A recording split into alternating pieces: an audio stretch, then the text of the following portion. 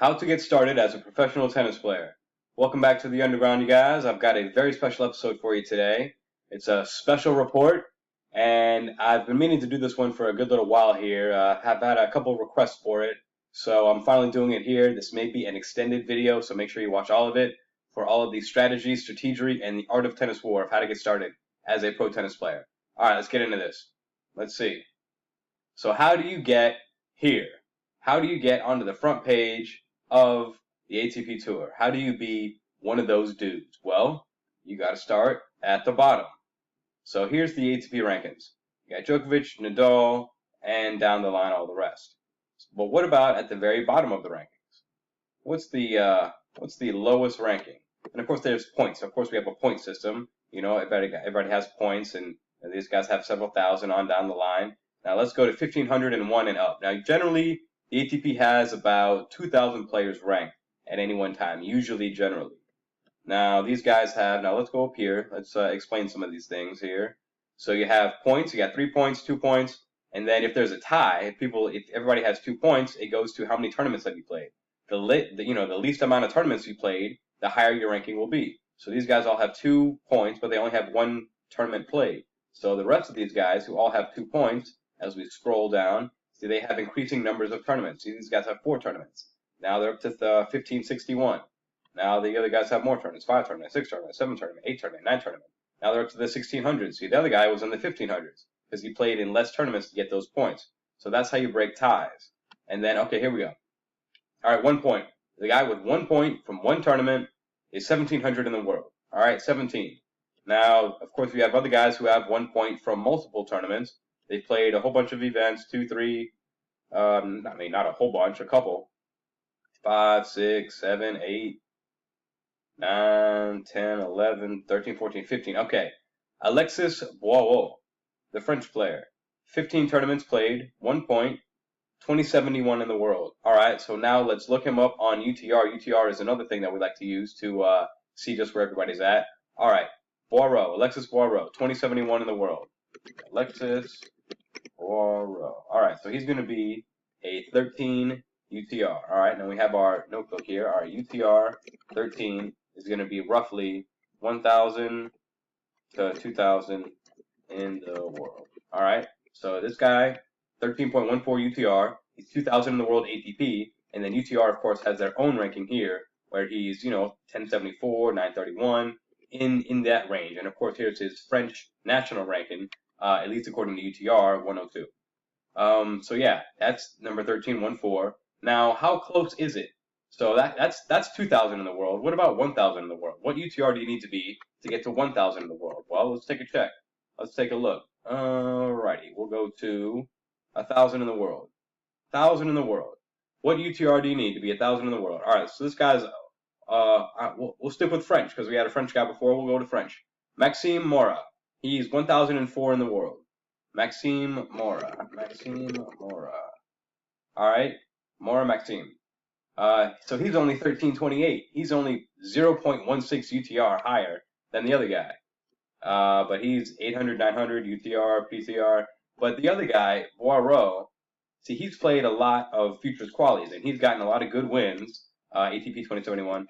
So he's playing these guys. He got a win over this guy 1306. So he got a win over 1306. Now let's take a look at this guy, Admir Calendar. So he's the same UTR, 900, 1,000 in the world. And then what about ATP? He is ATP 1690. Okay, so whatever. So we got UTR 13 is between like 1,000 and 2,000 in the world, ATP or UTR. That's basically what we've seen here. If you're like a 13.2, you're about 1 to 2,000 in the world, whether you use ATP or UTR. And of course, ATP, you have to actually get into those events, while in UTR, those quality matches will count for the ranking. Now let's go higher. What about 500? What ranking is the 500 in the world? Let's see. Got 500 in the world. Thomas Laurent, another French. Okay, all French guys so far. Thomas Laurent. Eugene, Oregon. He may be playing college. Aha. He's playing all college for University of Oregon because they're in Eugene, as is the Nike headquarters. Now let's take a look at this guy. He is, what is he again? 500 in the world. So if you are 500 ATP, let's go back. Adam Lawant, 500 ATP. See, he's only 1372. He's not even 14 UTR. 500, 500. All right, they got him at basically 500, whether UTR or ATP. Once we get into 500, but he's only 1372. So the other guy was 13.1. So I mean, that's like 13.72 UTR. Let's get another couple of Calvin Hemery. Calvin Hemery. Let's get another 1382. So they're closing in on 1400. 14 UTR. Closing in on 14 UTR. And then, you would go on and above. Nadal is like 16, I think, UTR. Let's see here. Nadal, 16.04. Okay. So Nadal is 16. 500 ATP is like 14. And then 500 to 100 is 14/15 UTR. And then, of course, Nadal is 16. He's at the top of the ladder right now. Now, going down further from 13, what about UTR 12? What does UTR 12 give us? Now, that's more futures qualies and guys below the ATP ranking. So this just goes to 2,000. The ATP ranking just goes to 2,000. The UTR ranking goes like the whole thing. I'm ranked. I'm like 83,000. So if I'm 83,000, the top ranking is 2,000. So what is between 83 and 2? Well, I'm glad you asked me. Let's find out. Let's see what's going on. So in order to get ATP points, you have to play ATP or ITF events. Now, in order to play ATP events, you need to be in the top 400, 500 or so to get into challenger qualies. Unless, of course, you play and win a pre-quali, which happen all the time. But that's a more roundabout way of getting there. Normally, everybody would start out at the futures level, 15K, 25K, and here is the points situation. If you qualify, and that means you got to play and win 3 rounds in qualies. You win 3 rounds in qualies, then you play in the round of 32, and if you win there, you have to play 3 rounds of qualies and win in the first round. So you got to win 4 matches just to get your first point. Unless, of course, you win that pre-quali and you get a main draw wildcard from the pre-quali. Some pre-qualis only give you the quali wildcard, so make sure you read that fine print. Don't play a pre-quali where you think you're about to win a main draw wildcard and then like, oh yeah, it's just a quali wildcard. Something that you could have done just on direct acceptance. So, hey, read the fine print of your wildcard tournaments. Anyway, in order to get 1 point, you would have to qualify there, first round, and then win a round, and then you get your first ATP point. Like we saw that French guy, he had that 1 ATP point, and he was 2071 in the world. And of course, another round, you get another point, and so on, more points, more rounds, and then you get your ranking up. And then, now let's see, how do you play those futures? How do you play those futures? Well, I'm glad you asked me. Now we go over to the ITF website, and we check out the futures that are going on right now. Now, generally, Egypt, Turkey, Tunisia have tournaments every single week. Most of the other events are in Europe, I have to say. The U.S. doesn't really have much events this year. I mean, at least this year, but generally we have more events. We generally have 20 to 30 events you could play and just travel around and play in just the U.S. if you wanted to. I mean, in normal years, in the last decade, we've had plenty of events. So maybe next year the U.S. will come back. I saw that the USTA is going to try and do a lot of events post U.S. Open when we have more open, hopefully when we're more open. But for right now, you have to play where you can play. So if you're an American player, honestly, you should probably just keep on training right now, coaching, whatever, saving up your money and getting ready for post U.S. Open because they have a nice calendar here. If you look, I'll move me over here. This is the U.S. Open. This is the USTA calendar. As you can see, there were not many futures or challenger events in the first half of the season. We've got a couple of them here before the U.S. Open, but after the U.S. Open, we have a pretty packed calendar. I really like to see this. This is excellent. If we can have a calendar like this going into next year, it would be excellent. So post U.S. Open, if you're an American player, and you can play every week, you can play literally every week if you wanted to. Some of these are a bit farther away. You would have to see which is close. Illinois, Arkansas, Texas, you could do all those, and then you couldn't do New York from there. You would probably play that tournament, maybe take this week off, or maybe go from Texas to Oklahoma. You could do that, and then, but I would probably just play these 3, take a week off, and then go back to Florida, Orange Park, Vero Beach, Tallahassee, and then take another week off. Or no, yeah, go to yeah. So you would do Illinois, Arkansas, Texas, week off, and you do Florida, Florida. Okay, and then if you're not burnt out, you can go to Louisiana, but probably you would end the year that like that, and then you go on to the next year. So you just got to figure out what part of the country that you want to be in or stay in, depending on where you're at. If you wanted to go out west, you could go west. You have here's some California tournaments, Tempe, Arizona, Bakersfield, that's in Cali, Calabasas, that's in Cali. You could take a week off and then go to Texas. So if you wanted to do East Coast or if you wanted to do West Coast, you could mix and match. You even got some Midwest west here, Ohio, North Carolina, that's in the South more. And then over here, some challengers, Virginia, Knoxville, Tennessee, Illinois. You could stay east and play all these tournaments. You wouldn't even have to cross the Mississippi. I don't believe so to play either of these or any of these events. So you can stay pretty localized in the U.S. after the U.S. Open and have some pretty good events. But whatever country you're in, you need to look at these schedules and adjust the calendar. Put a calendar. Say, all right, week 1 I'm here. Week 1, week 2, week 3, week 4, week 5. Rest week 6, week 7, week 8, etc. You need to have this calendar up for whatever tournament or region you're in, and then make it work, make it work. So let's go back to what the actual calendar is now.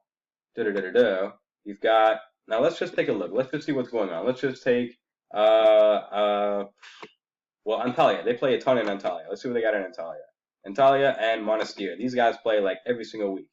So let's take a look. Antalya. We go for the acceptance list, all right?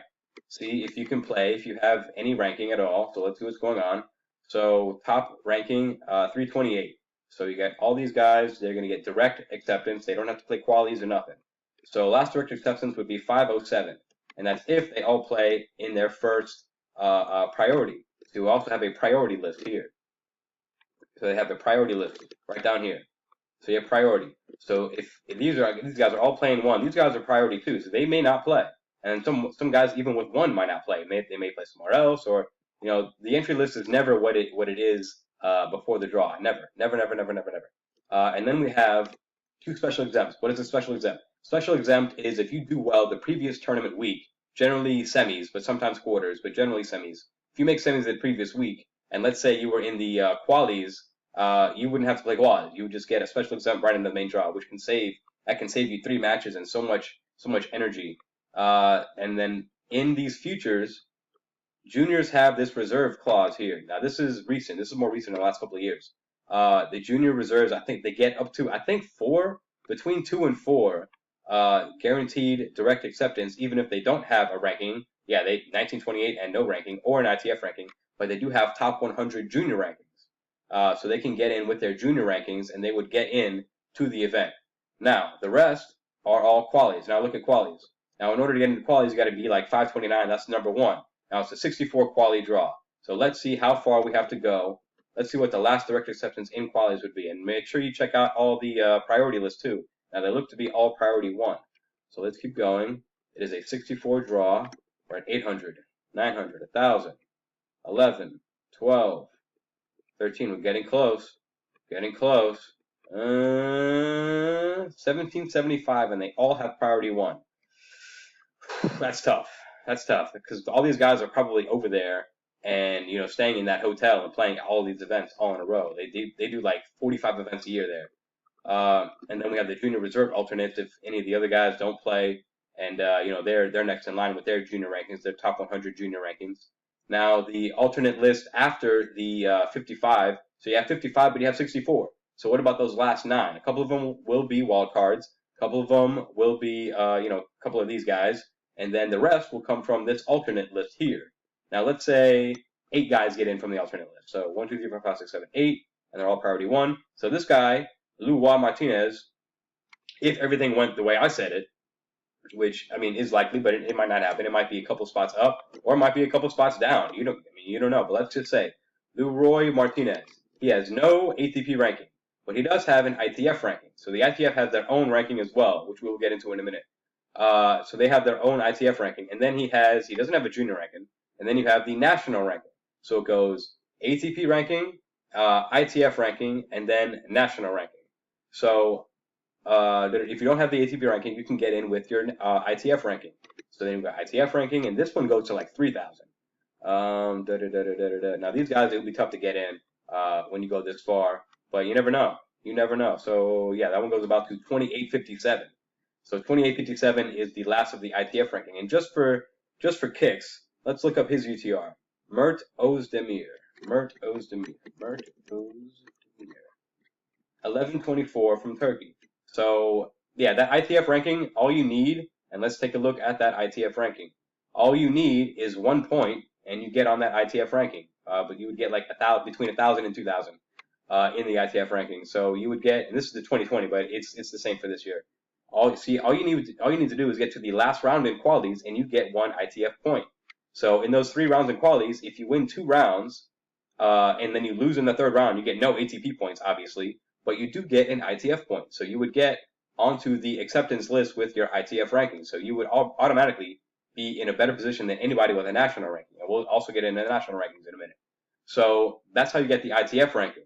So that's how, but if you qualify, you get even more. So in that 15K, let's say you win 2 rounds in qualies, you lose in the 3rd round, you get that 1 point. But you win 3 rounds, okay, and you qualify, so you get 2 ITF points, which will probably put you in the top 1,000, and then you lose 1st round in the main draw. So you get no ATP points, but you get 2 ITF points. So you get a nice little ITF ranking, but no ATP ranking. So it's all about this is the Art of Tennis 4. This is big time the Art of Tennis 4. So let's go back over to here. If you're Mert Özdemir or any of these guys with no ATP ranking but with an ITF ranking, generally between UTRs 11, 12, and low 13. I mean, although 13 can be all the way up to like 500. This is more like 11 and 12 UTR guys. Let's just look at one of them. Credit Chayarin. Sure, I'm sure that's a terrible pronunciation. Credit Chayarin. Oh, he's in Florida. Of course he's in Florida. 1173. All right, so guys, 11, 1173, 12, yeah, about 11 and 12 UTRs will get you in there. Let's look up one more, just to be sure. You always want to get as much data as you can. Franco Roncadeli. Is he around 1173? Franco Roncadeli. 1266. Okay, so he's a higher UTR, 1266. So he can probably do pretty well in if he was able to get in, Franco Roncadeli. But yeah, it's like 11, 12 if you have an ITF ranking but no ATP ranking. And of course, we just showed you how you would get that ITF ranking. Now, what about the national ranking? So if you have no ATP ranking and you have no ITF ranking, then you got to use your national ranking. So here we go. You would go all the way over here with guys in their national ranking. Leonard Melzer, Tomas Balazzi, Adiyata Tawari, and then everybody using their own national ranking, whatever nation you are. These guys are all like a different nation, and each nation has their own different ranking system. And it sends what they do is each nation has top 500. They have the top 500, and they send it to the ITF, their top 500 list, 4 times a year, so quarterly. And in the U.S. we have where are we? We have a top 500 event list schedule, and then we have a ranking point matrix and all that. But this was 2020. This was before everything shut down. So I'm thinking in 2022 or maybe even 23, when we get back to a full schedule, it would look like this pretty similarly the next time around. So you can play any of these events in wherever it is, section Southern, SoCal, NoCal, Mid-Atlantic, Southern, Northern, Mid-Atlantic, Northern, NoCal, Southern, Mid-Atlantic, Western, Southwest, Southern, SoCal, Southwest. And of course, the adult opens can be anywhere. In Florida, we have the National Men's Open right here in Fort Lauderdale. And if you get to the round of 32 in that tournament, you automatically have a national ranking. You automatically have enough points from just that one event.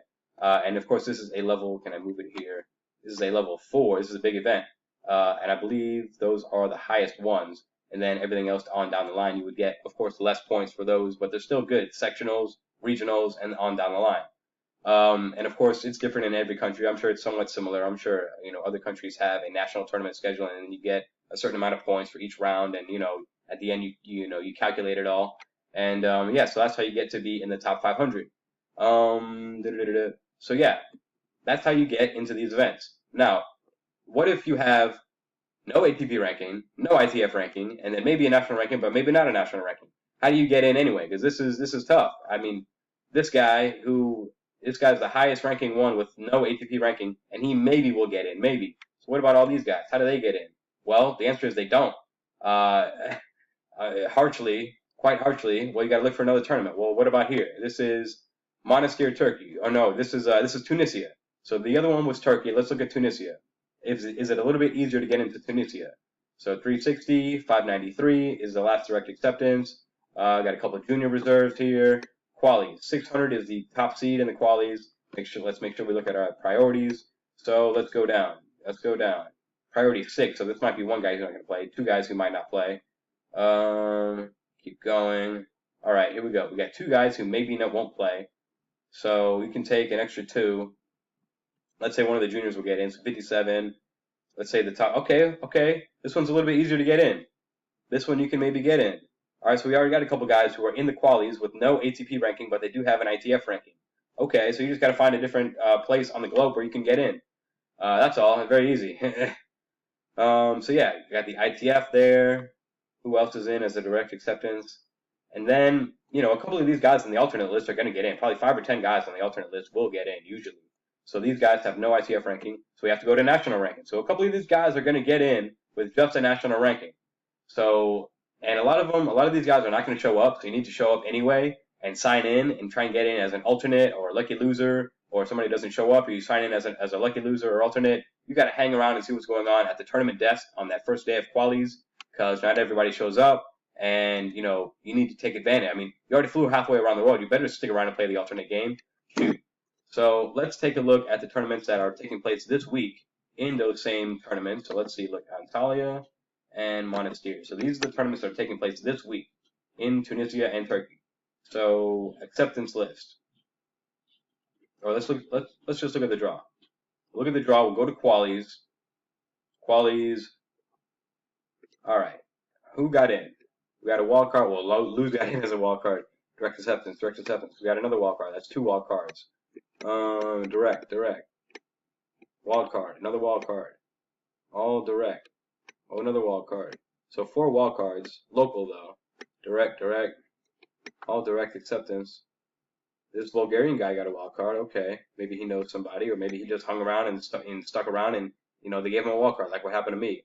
Okay, there we go. Mert Özdemir. That we were talking about him. He got in, but this was the previous tournament, so we don't know where in the entry list he was. So I'm sure a couple of these guys got in without having been on there. So you just got to play the game, yo. Got to get in there. Okay, so a couple of guys didn't over there. So a couple of guys got in with no ATP ranking, but only an ITF ranking. So you just got to play the game, man. You just got to be there. You got to be Johnny on the spot. If you can get in as an alternate or lucky loser, and you play these futures, you try and get some points and move up in the rankings, and then. But the money is really in the challenge. Really more money is in the challengers. So let's take a look at the challengers. We'll take a look at a couple of them that have played already. So here's the Challenger Tour schedule for this year. Now we'll look at just the U.S. They got Orlando. This was last month in April, and then Tallahassee on April the 12th and the 19th. So let's look at these draws. This is Tallahassee on the 19th. So let's see. We got first seed 317, okay, and then last seed 433. So if you were in the top 400, where you would get direct acceptance in that futures main draw, you could play this Challenger quali. So you can either play futures main or Challenger quali. So sometimes you gotta see which one. Am I closer to that one miles wise? Depending, do I have to travel too far to go to that one? Generally, try and go to the one that's closest to you, so you don't have to travel as far, and also the one that is the highest level up. So, I mean, but of course, it's all about your schedule. It depends on your schedule and your money situation and where you are in the world and how it is. But 433, if you can get in, it's 433, and then you got a couple alternates too. 1 alternate, 2 alternate, 3 alternates, 4 alternates. 4 alternates and 2 wild cards. So 3 wild cards. I mean, you can talk your way into a wild card. I mean, that can happen. And then alternates, that's just, hey, somebody didn't show up, so I'm there and I'm here and I got a shot to play. So just hanging around the tournament desk and just being there and getting to know people, that's a big part of this whole thing. It's not just about where you go, and it's about who you know. It's totally about who you know. Now let's talk about this main draw. We got 260 as the last direct acceptance. I mean, it's not bad. It's not bad. Qualifier seeds. We got 1 wild card. We got an alternate. We got 2 alternates and a lucky loser. So again, even if you play qualies and you lose, hang around and see what's going on. You can maybe get into the qualies or even the main draw. So a lot of it is mental strength. Sometimes a lot of guys just lose and I'm done. I'm gonna go home. Forget this. But if you do that, you give up chances. You give up chances. Or if you look at the acceptance list and it's like, oh, I don't want to drive, and oh, I don't know if I'm going to get in, and then you don't go, and then you look at the entry list, it's like, oh dang, if I had went, I would have gotten in. Doesn't that suck? Yeah, that sucks. So you better make that drive, and if you don't get in, you don't get in. But and that's how I got into one. I played a Futures 50K Challenger Quali just like this, but back in the day, they had a 32 draw. It was in Savannah 2014. They had a 32 draw back in the day, and they couldn't fill out the draw generally. And instead of it being 433, it was alternates. Anybody could walk in and just unranked. And back then they didn't even have an ITF ranking, so you didn't even have a national ranking or anything. So I was able to get in. Of course, I lost 6-0, 6-0 to this kid, Corey Levette, who then ended up going to the college that I went to. So small world, isn't it? Anyway. But that was back in the day. But now they trim the draws in half. So you really got to have a ranking. You really got to be serious, professional ranking with resume. 433. So that's it for challengers. Now let's look at this other challenger, Orlando. What was this one? 315. So you got to be like 300-400 in the world just to get into challenger qualies. So you would want to play futures until you get to about 300-400 in the world. Then you want to get into challenger qualies. And the good thing about challenger qualies is that they pay for your hotel. They pay for your situation. I'm pretty sure every 50K plus hotel, or I don't know if it's 50K plus hotel, but I know at least some challengers take care of your hospitality, at least until you lose. Futures, no, they don't do that for futures. So that's why I always say, if you can play a challenger quali instead of a futures main, try and play that challenger quali. But it's up to everybody. It's all about the art of tennis war and what you're trying to do here. So that's challengers. And then now the European challengers are even tougher. See, this is a Prague challenger with same level, but this one was 242 just to get into the qualies, and so that's tough. That's really tough. But everybody's in Europe. Sometimes the U.S. tournaments are a little bit easier. Sometimes they're not. Sometimes they're more tough. But everybody seems to be in Europe right now. 185 for the main. Wow. In the U.S. it was 2 or 3, and then 3 or 4 in the qualies. So. But it's just right now because the U.S. doesn't have any tournaments and everybody's in Europe right now. As we saw, what is it? This is Biella, Italy. This is the same level, 197. See, both times in Europe, you got to be within the top 200 just to get main draw challenger. Let's look at qualies. Qualies, you had 261. That's a little bit easier. But still more alternates. Alternate, boom. Alternate, boom. Let's look at the main draw. Lucky loser, boom. Alternate, boom. Another lucky loser down here. Lucky loser. Alternate. So every tournament, there's multiple lucky losers and alternates. So just hang around, guys. Hang around. Talk to the tournament people. Oh, I lost her in qualies or whatever. Oh, you're hanging around. Oh, yeah, I'll throw you guys in as an alternate. Somebody didn't show up. Hey, go out there and play. That happens. I'm telling you guys, it happens. It happened to me. It didn't happen to me. I got it in as a different one. I hung around the entry list the night before, and I got that last wild card, or somebody pulled out or whatever, and I got in. So it works, guys. It happens. We're looking at these. There's always an alternate or lucky loser in pretty much every single draw that we're looking at. So that's that. Let's say over here. So yeah, that's the ITF points, and then you got the ATP points. So, but what about below that? How do you get national points? Of course, we looked at these national tournaments, and you can just play. You can just play these events. I'm going to play this one next weekend, and if I make the third round, I'm going to get a national ranking, so I could play. But that's going to be extremely difficult. I'm just trying to win the first round. I'm just trying to win one match. So that's that one. And then we've got the Futures Tour. That's going to be coming back later here in the U.S. this year. And but below the Futures and below the national rankings, we have the UTR rankings. And of course, the UTR goes all the way to 100,000 or 1 million in the world. And this guy is 1266. And then we looked at the other rankings. And then UTR has their own pro series, UTR Pro Tennis. You can search here, and you can look at all these events. And they give you wildcard events. There's a lot of wildcard events that take place, and you register for them on the UTR. And then this is South Africa UTR tournaments. These are all over the world, Belarus, India. So you can play a lot of these professional events, and again, get known, get a wildcard. These people, once they know you, they can get you in. They can get you in. So yeah, you just got to play as well as you can. Get as much of a you play those lower rankings, you play those men's open rankings tournaments, UTR Pro Series, You get to know these tournament directors because a lot of these futures and challenger events take place at the same facility as these men's opens and UTR events.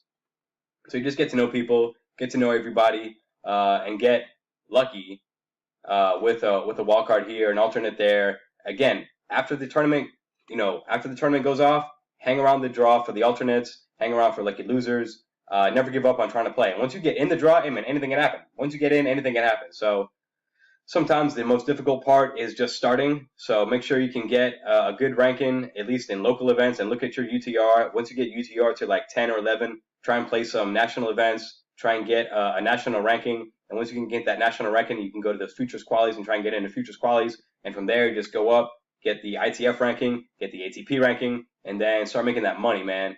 So that's all for this one, guys. That's a special report, how to get started as a professional tennis player. That's all for this one for the Underground, you guys. Make sure to like, subscribe, share, especially subscribe, and I'll see you on the next one. Later.